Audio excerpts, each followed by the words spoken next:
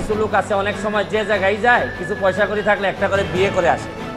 আর উনারে দেখলাম যে উনি যে জায়গায় গেছে মোটামুটি জমি জমার মালিক হয়ে আসছে বেনজির আহমেদ। উনার সম্পদের ফিরিস্তি এত বড় যে কোনটা আগে বলবো কোনটা পরে বলবো এটা আমার মাথায় ধরে না। অশনি সংকেত হচ্ছে কি, তাহলে যারা পরবর্তী আইজিপি মহোদয় যারা আছেন, পরবর্তীতে যারা আসবেন, তারা হয়তো ভাবতেছেন যে মডেল ক্যারেক্টার আমাদের কে হবে। যারা অসৎ হবেন তারা তো বেনজির সাহেবকে ধরে নেবেন যে উনি হচ্ছেন কি আমাদের আদর্শ। কারিগরি শিক্ষা বোর্ডের চেয়ারম্যান সাহেবের স্ত্রী মোসাম্মদ সেহেলা পারভিনকেও আমরা উত্তরা 18 নম্বর সেক্টর থেকে গ্রেপ্তার করি।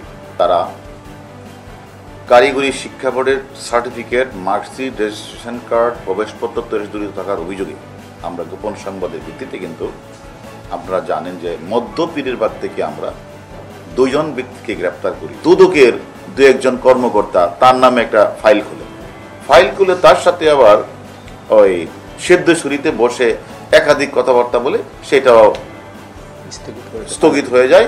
আর ওই 2 জন দুদকের কর্মকর্তা রিটায়ারে চলে যায়। সেখান থেকে সে কিছু বাংলা টাকাও নেই, কিছু ডলারও নেই।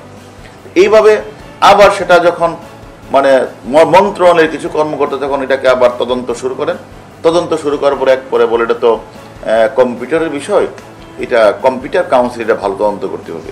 তারা তদন্ত থেকে তারাও বের হয়ে যায়। আবার তদন্ত কাউন্সিল, ওই যে কম্পিউটার কাউন্সিল, তারা যখন তদন্তে শুরু করলেন তারাও এক পর্যায়ে চুপ হয়ে যায়। সেখানে তারপরে দেখা যায় ওই দুদকের সবাই চুপ হয়ে গেলে এখন সে তখন মনে করেছে যে সব কিছুই সে ম্যানেজ করতে পারে, শুধু বাদ সাচ্ছে হলো ডিবির জালে লাস্টে তাকে আসতে হয়েছে এবং সে স্বীকার করেছে। এবং আমরা মনে করি আমরা যে কয়জনকে গ্রেপ্তার করেছি 3 জন 164 করেছে। চেয়ারম্যানের বউকে আমরা জিজ্ঞাসাবাদ করেছি, সেও বলেছে তার সাথে ওই যে সিস্টেম অ্যানালিস্টের যোগাযোগ ছিল এবং লেনদেন ছিল।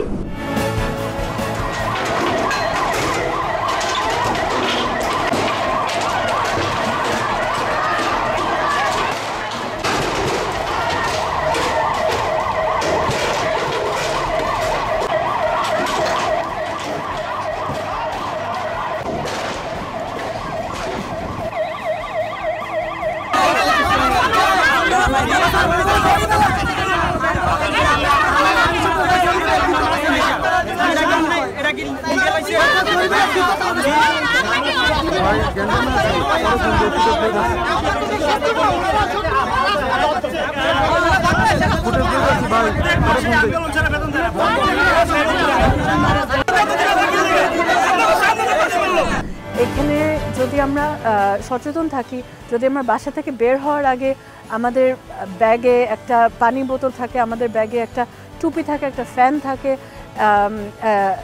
একটা আমব্রেলা থাকে ছোট একটা, তাহলে কিন্তু অনেকটা প্রোটেকশন আমরা পাবো।